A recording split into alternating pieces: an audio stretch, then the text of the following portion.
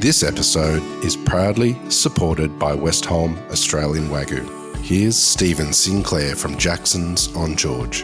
In general, Westholme, I use several items on the menu from them. I always look to source products for their flavour. And with Westholme, I think they deliver that 100%. Australian Wagyu, in particular, Westholme is world class. Westholme is recognised for their quality all over the world. And then that's why, and when I tried it, and I absolutely love the flavour. This is, why I decided to put them on the menu. Westholme believe that when nature leads, flavour follows. Learn more at westholme.com. The story we will hear today comes from the land of the Gunai Kurnai and Boonwurrung people. Always was, always will be Aboriginal land. I've often said that Gippsland's sort of greatest weakness is it doesn't have a big player, but it's probably its most kind of endearing factor that it doesn't, in another way. This is Over a Glass. I'm Shanteh Wale.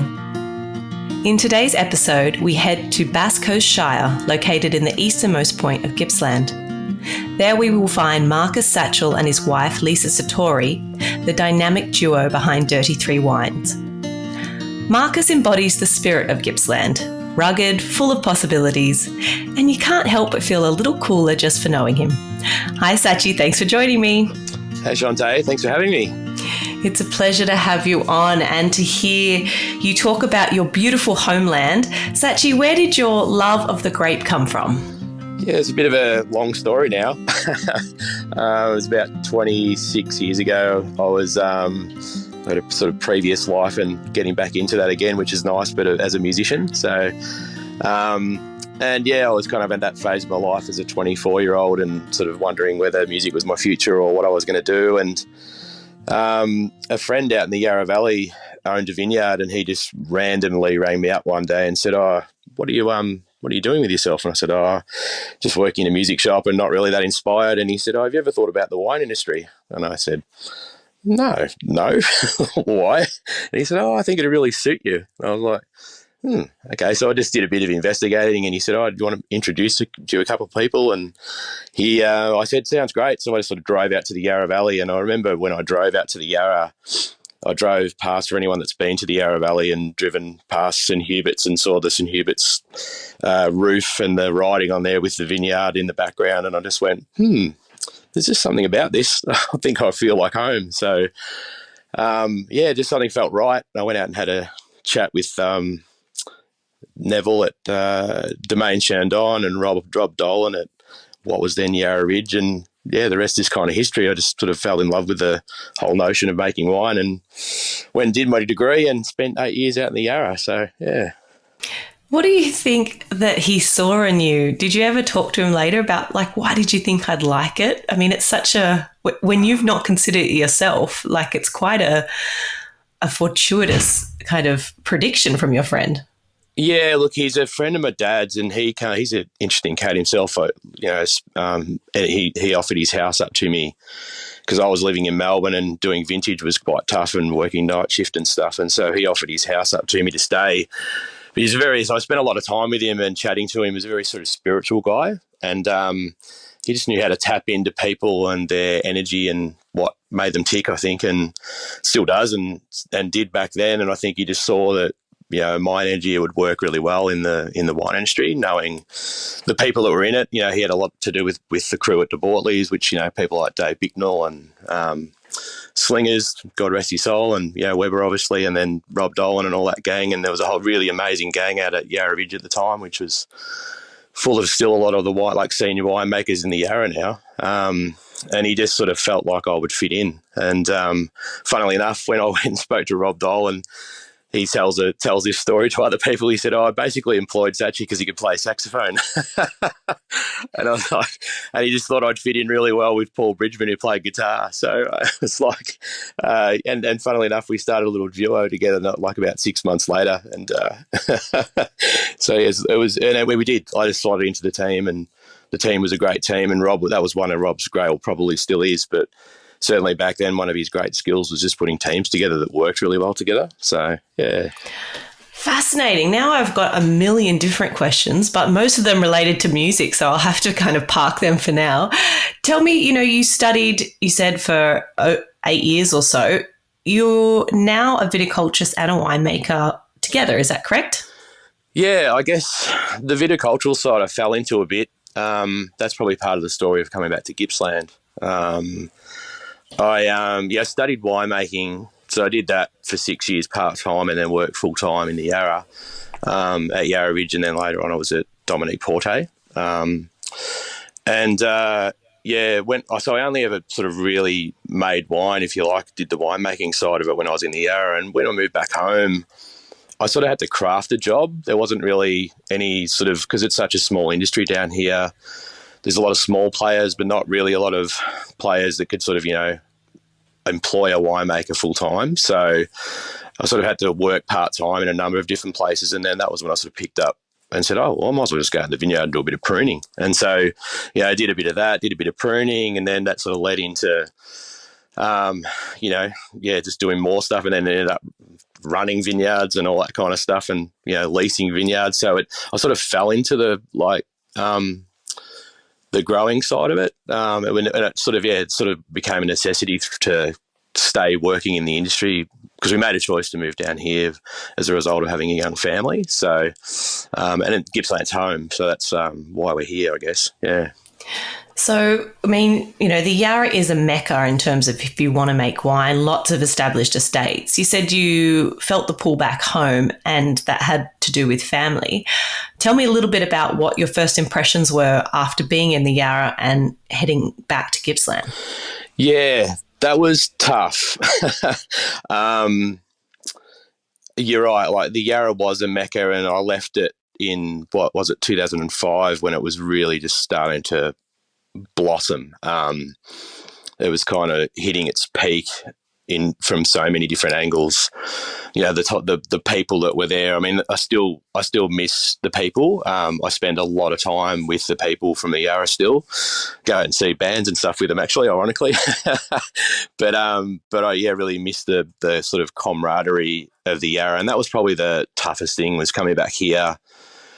There wasn't really an industry, and to some cases there sort of still isn't. It's quite, you'll probably get the story through this podcast of Gippsland and how large it is and how far away we all are from each other. So, which is it's sort of part of the beauty of Gippsland, but it's also part of the sort of, I guess, the almost frustration is that, it'd be nice to be close by people and be able to have that, because I love the collegiate sort of nature of the Yarra and the sharing of ideas and the ability just to go down to the pub and there'd be 5 winemakers in the pub and all that sort of stuff, that I missed that. And so that, not having that, I had to just continually tap back into the Yarra. So, I had a tasting group that I used to basically run to keep myself back in the Yarra, so, and just keeping around winemakers. So, yeah, that was tough. That was quite hard to transition out of that, I guess. So I've tried to bring a lot of that to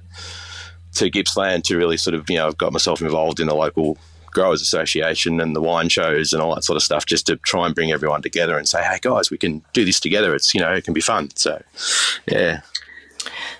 I can kind of attribute some of those things you're saying to leaving the city of Sydney and moving down to the south coast, because there's certain things you miss, and I can agree with you, like having everything at your fingertips. But in reality, I can see that Gippsland is quite spread out, but you're not too far from where you are to head straight into Melbourne, are you? No, that's the great thing. And I guess that's, we're only like sort of 2 hours from the Yarra, an hour and a half from Melbourne, that sort of thing. So, we're lucky. East Gippsland's not quite in that position. They're like 3.5 hours away. So that, given that, it is a pretty spread out region, but you're right. Like, we can still get our fix of Melbourne and the Yarra with sort of just even for a day trip, So that's lovely. It's a really nice thing. So, yeah. Tell me a little bit about the kind of climate and the soils and the growing conditions. It's a lot to cover, and you are out kind of like we talked about in the Bass Coast. So run me through a little bit about what it's like where you are and how that kind of changes as you go through the rest of Gippsland? Yeah, I guess. Oh, yeah. I'll talk about here first, and we're in a pretty interesting part of the world. We're one of the coolest parts of sort of mainland Victoria that doesn't have altitude. So, we're quite low lying here. There's hills, but, once they're only sort of like maybe, a couple of 100 metres of elevation. Whereas when you get into, say, places like Macedon, they're talking sort of 800 metres and stuff like that and get their coolness from altitude. Whereas we're quite low lying, but probably one of the coolest, or definitely one of the coolest parts of mainland Australia. So I think in a lot of ways, I often say that certainly South Gippsland has quite a lot of sort of similarities to, say, like the Tamar, or somewhere sort of Tasmania, rather than equating it to other sort of mainland regions. So yeah, we ripen quite a lot later. Probably one of the really strong defining features of South Gippsland is the consistent rainfall. We just so rarely get droughts down here. Particularly over the last, probably since 2007, really was the last kind of, really dry period. When the sort of drought broke around 2010, 2011, we've had just amazingly consistent rainfall for that whole time, right through the growing season. Most vineyards don't need irrigating, so we're in a pretty unique position. Given sort of what's going on with climate around the country, and it generally drying out and things like that, we just don't have that same problem here, which just makes it suitable for growing so many different things. I mean, originally it was, I guess, the place is sort of founded on, from an agricultural perspective, is founded on dairy. And a bit of beef, and so hence dairy always needs lots of fertile grass for the cows. So it's just really a great place to grow stuff. So we've I guess soil wise we're quite diverse. There's a big section of sort of around the Leongatha area that's volcanic red dirt, which is very ancient kind of basalt derived soils. Deep red soils that run sort of like 9 or 10 metres deep. They're quite extraordinary, really. And that goes through to then sort of like more sandy kind of coastal, sort of quite shallow, high in organic matter, but, quite shallow sandy soil, and everything in between. So it really does have an incredibly diverse range of soils, and all really quite suitable for certainly for grapevines. But those soils will just give you different characteristics of what actually transpires in the final wine. So, so we've been lucky enough to farm and buy grapes, or be involved with grapes from, a swag of those different vineyards right throughout South Gippsland into Greater Gippsland. And it's been really, I feel really kind of blessed in a lot of ways to have had that ability to be able to sort of touch so many vineyards and get my hands dirty on so many vineyards, and it's been great. Great learning curve for the last 20 years. So we've been lucky to have worked with a lot of vineyards locally. I've had a chance to work with some of them and make wines from some of the further afield ones. So you'll probably hear from other crew on the podcast about the Bass Coast Shire, but that's, a little bit further north, about an hour further north from where we are. So you're getting a touch warmer, but they're starting to get a little bit more altitude. So they're in quite a hilly kind of region, still with very consistent rainfall and lots of that red dirt soil up that way. And then you head over east, which is sort of actually as you go sort of past Wilson's Promontory, and you head east, the land becomes flatter, and you've sort of gone over the tail of the Great Dividing Range. And as you go out the other side, things tend to have a completely different pattern. So the rainfall patterns tend to follow sort of like the east coast a bit more. So they tend to rain tends to come down. They call them the east coast lows, and they tend to come down and then wrap around the coast. And then the guys down in East Gippsland tend to get those rainfall patterns. So that when those rainfall happens is a really different time of the year to what we get it. So we tend to get most of our rainfall in spring, and they often get a lot of their rainfall in sort of autumn and around that time. So yeah, just a really, really different sort of climate in a lot of ways.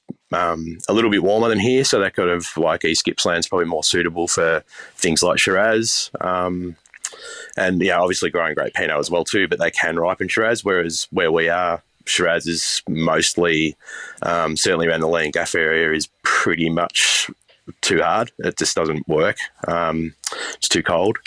There's a little bit over towards Phillip Island where some Shiraz works really well, but their climate's sort of a little bit more like Mornington over there, so a touch warmer. That's mostly due to the fact they get a little bit less rainfall. So, yeah, so that's sort of it in a nutshell, I guess. It's well said, because it, like you said, it does span a huge amount of land, and there are so many factors throughout that. But the one thing I took away from Gippsland was just how much things wanted to grow and thrive, and I think you see that in that the grape has done particularly well. Now, Dirty 3 refers to 3 dirts. Tell me a little bit about how you express the concept of what you're planting your grapes in the dirt, and how you translate that to the glass, because that must be something that's pretty hard to communicate, but you do it so well at your cellar door. Oh, thanks, mate. Yeah, I guess that was the idea, just a bit of an idea we had with the 3 dirts, is to sort of like say, okay, well, let's just break this down, like this notion of sort of like single vineyard or terroir, and make it a bit more simplistic to understand, I suppose. And yeah, like it had I guess a bit of a catchy sort of, marketing angle to it as well. But at the same time, it's really just about expressing, trying to capture a few different sites each year, and really just express them in the glass, and what they, it's a really nice thing that we do as winemakers, is to be able to grab the season, ferment it, and then bottle it, and then be able to tell that story forevermore, and when you get the chance to do that from individual sites that, as I said earlier, you've got different soil types, different aspects, and they all bring something slightly different to what's in the glass. And, to see people actually, go, oh, wow, yeah, I see that, is really cool. It's a really nice thing, even just for a really sort of, if you like, novice wine person that is interested in wine but doesn't know anything about sort of, how to taste it, or, any of the more sort of, nerdy details. You can just see their eyes light up and go, wow, yeah, I really see that. And it's like, that's satisfying, really incredibly satisfying to see people see, that you've actually you've done your job, I guess, in one way, is to actually show that there is a difference with these wines, and that, and sort of work with those vineyards over a period of time to sort of, in some ways,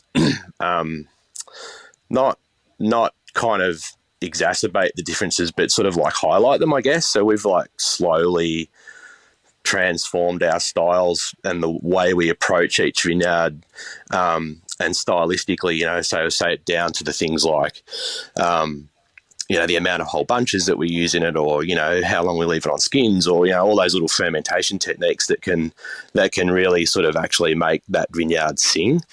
And so, I guess we're getting better. I think we are getting better at, just bringing out the best in those vineyards for us. It's our, and at the end of the day, it's still, when you're a winemaker, people talk about terroir. You can't take the winemaker out of the terroir. You've got your thumbprint, and that's, I actually don't shy away from that at all. I just think that's really important. Like, you've got, yes, there's the vineyard, but it's just, the maker who makes it has to, really understand that place and put their mark on it. And that's not a bad thing. Like, some people sort of talk about, it's all about the vineyard, but it's not. It's not all about the vineyard. It's as much about the person crafting it and caring for it as it is about the vineyard. So I like that you said that, because I think that the reason people talk so much about it not being, about the winemaker, is their philosophy is imprinted, or kind of trying to form the wine into something. But when you talk about the fact that it's just that they have spent enough time in that place to understand it and want to bring out its true soul, then that intention of the winemaker is very important. So I really like the way that you put that. Yeah, I think, I hear where people are coming from when they say, oh, I don't do anything, but that is so not true. I had a mate the other day who's a muso, and he said, oh, it's like the duck, where you're sort of this cool thing above the water, and then your feet below, below the water are going a million miles an hour. And I reckon making wines like that, you want to sort of portray that, this was all quite natural and simple and very easy, but actually it gets easier as you go do it more. But realistically, there's been so much time and so much effort and so much passion and so much thought put into that to get to that spot. You can't just get to that spot without doing 20 vintages, or you know what I mean, or having had that time and that experience, not just with a place, but just with making wine, and feeling comfortable about it, and just going, yeah, I'm cool with that. Like, and things don't go your way and you just go, I'm cool with that. 20 years ago I wasn't cool with it, but now I am. So, yeah, but it takes a lot of, I think it just takes time to get to that space to be able to then sort of say, I didn't do anything, but really, realistically, those winemakers who say that have done a lot, but it's more in their, as you say, it's more in their time and their experience with a place than it is about what they necessarily did in the winery. So. Tell me, Pinot Noir is a wonderful translator of place and of terroir.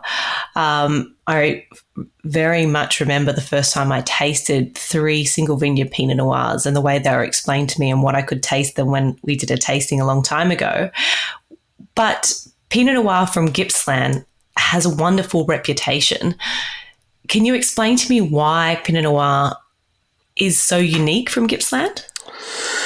Yeah, it's a good question. I mean, obviously, the number one thing has to be that it just grows well here. Like the climate's obviously incredibly well suited to the place. And I think depending on where you are, obviously, you're going to get a different answer as to why it expresses the way it does from each different sort of sub-region, if you like. So I guess what I would say about South Gippsland is because we're fairly close to the coast, that I reckon the coastal influence has a huge impact on the flavour of the wine and what it does. And so like that coastal aspect from where we are helps to cool, you get a sort of afternoon sea breeze. So it helps to bring that temperature down in the afternoon, which is really important because, it doesn't take much. It's only a 1 or 2 degree difference in temperature. And that changes so much of how, any grape ripens or expresses itself. So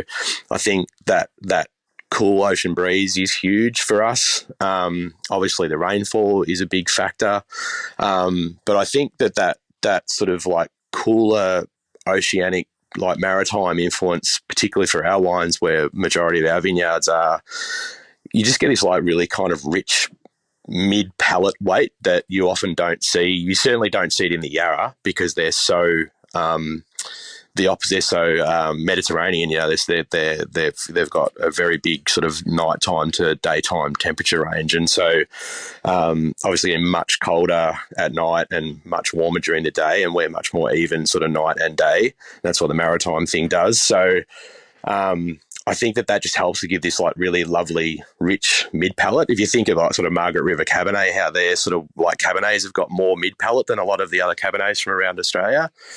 I think that's where that sort of richness in the mid palate comes from, and I think that's one thing. But there's also like nearly everyone agrees that Pinot from Gippsland, and particularly from where we are, I think has like this extra layer. It's got like this other dimension. And it's often like an earthy or a mushroom kind of undertone, or overtone or undertone, whichever way you want to look at it. But sometimes it's more there in certain years than others. And but it's got this sort of extra layer or something. I think the complexity and interest factor that gives it a bit of the X factor, I think. Well said. Now tell me, what do you love most about Gippsland? Ooh, geez, there's a lot to love. Yeah, look, I mean, it's home. So, I mean, that's probably I do genuinely feel, as I said earlier, like although I miss the Yarra deeply, it's mostly around the people. Here just feels like home. It feels like we belong here. We were both, Lisa and I were born and bred here, so I guess that's sort of the number one thing I guess we love about it. It feels like I remember leaving here as a 17-year-old straight after school going, I'm never coming back to this place. I hate it. And I've learnt to never say never. But it's, as I say, it's definitely home, so our roots are here. There's so many other things. It feels like right at the moment there's a lot happening. There's a lot of different stuff around agriculture particularly happening everywhere, and it feels a little bit like the Yarra maybe 20 years ago. It sort of always has felt like that. We're sort of like, I feel like we're 20 years behind the Yarra, so so there's excitement around the place, certainly from a winemaking perspective, and there's more vineyards going in the ground, and there's more interest in the place than there's ever been. As I say, I've been back here for 20 odd years, and I've never sort of felt the resonance that, an excitement around the place, certainly from, a sommelier's point of view, and, journalist's point of view. Everyone's interested in us sort of finally, which is really great. That's exciting. So, it's a great place to live. I'm lucky. We live by the beach, and so it's a pretty nice lifestyle as well. That was probably the main thing that drew me back, actually, was the beach. I think there's so much happening, and I don't think it's the worst thing to say, that perhaps it's 20 years behind, because I feel like we have lost a lot of things over the years, and we're often looking back to think about, what we want our futures to be, and how quickly we've progressed. Gippsland is a place that is thriving in terms of restaurants and produce and, beautiful cult wines that you just can't get anywhere else. So a pretty special place. And, if I was to be stuck anywhere, I would like to be stuck somewhere that has great cheese and wine. And then I'm a pretty happy person. And that's certainly what you got down there.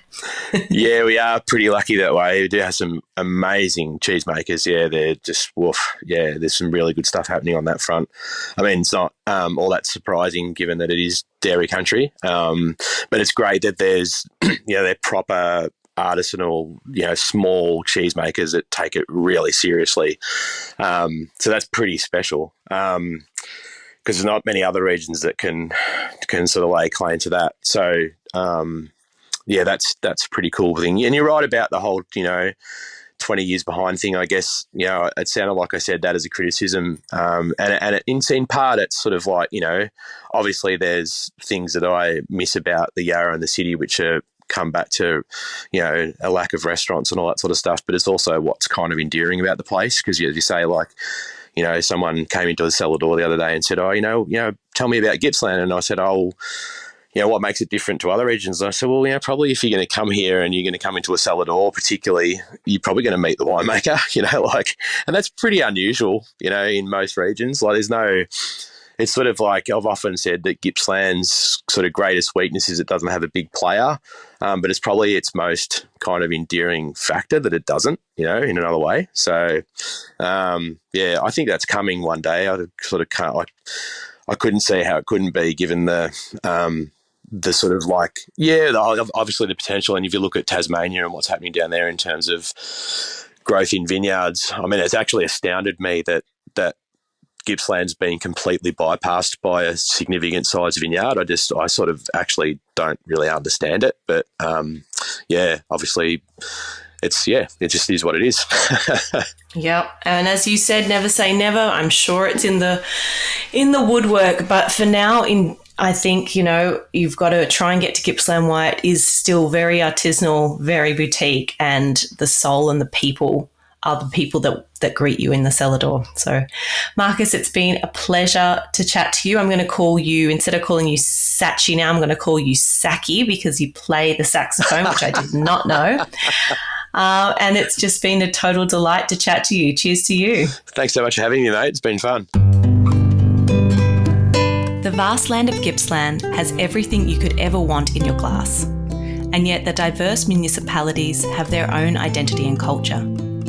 It's a wondrous land you just have to taste and see to believe. But be warned, you might never want to leave. Visit winegippsland.com to find out more. This is Over a Glass. I'm Shanteh Wale.